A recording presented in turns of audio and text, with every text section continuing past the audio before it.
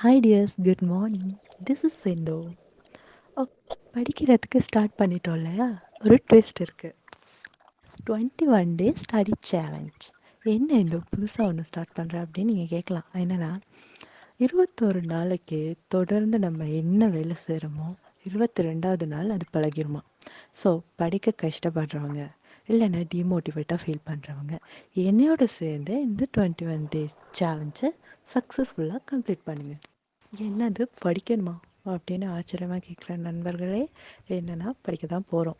சரி, டிமோட்டிவேட்டாக ஃபீல் பண்ணுறீங்க, இல்லாட்டி படிக்க கஷ்டமாக இருக்குது அப்படின்னு ஃபீல் பண்ணுறீங்கன்னு வைங்களே, நான் செய்கிற ஒரு மெத்தட் நான் உங்களுக்கு ஒன்று சொல்லித்தரேன்.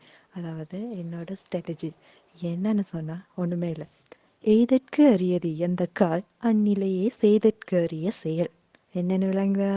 திருக்குறள். அதாவது கிடைத்தற்கரிய காலம் வந்து வாய்க்குமானால் அந்த வாய்ப்பை பயன்படுத்தி கொண்டு அப்போதே செய்தற்கரிய செயல்களை செய்ய வேண்டும். என்ன சொல்ல வராங்கன்னு விளங்குதா? இப்போ நம்ம ஏற்கனவே நமக்கு ஒரு டைம் கிடைச்சிச்சு, நம்ம அதை மிஸ் பண்ணிட்டோம். திரும்படியும் ஒரு வாய்ப்பு கிடைச்சிருக்கு, அதை நம்ம சரியாக யூஸ் பண்ணணும். ஸோ இந்த வாய்ப்பு கிடைச்சிருக்கு, நம்ம சரியாக யூஸ் பண்ணி செய்ய வேண்டிய வேலையை சரியாக செஞ்சு அதில் நம்மளோட சக்ஸஸை காட்டணுன்றது தான் மீனிங். இது தான் என்ன மோட்டிவேட் பண்ணுற 2 லைன் ஸ்ட்ராட்டஜி. பயப்படாதீங்க, முடியாதுன்ட்டுலாம் எதுவுமே இல்லை. எல்லாராலையும் எல்லா விஷயமுமே முடியும். ஸோ நம்மளோட சக்ஸஸ் நம்மளோட கையில் தான் இருக்குது. இப்போ உங்களுக்கு டிமோட்டிவேட்டாக இருக்கா? எதுவுமே தேவையில்லை. திருக்குறள் புக் ஒன்று இருந்துச்சுன்னா தாராளம். உங்கள் வாழ்க்கைக்கு தேவையான எல்லா விஷயமுமே திருக்குறளில் இருக்குங்க. வேறு எந்த புக்குமே நீங்கள் வெளியில் மோட்டிவை தேடி நீங்கள் வெளியே போக தேவையில்லை.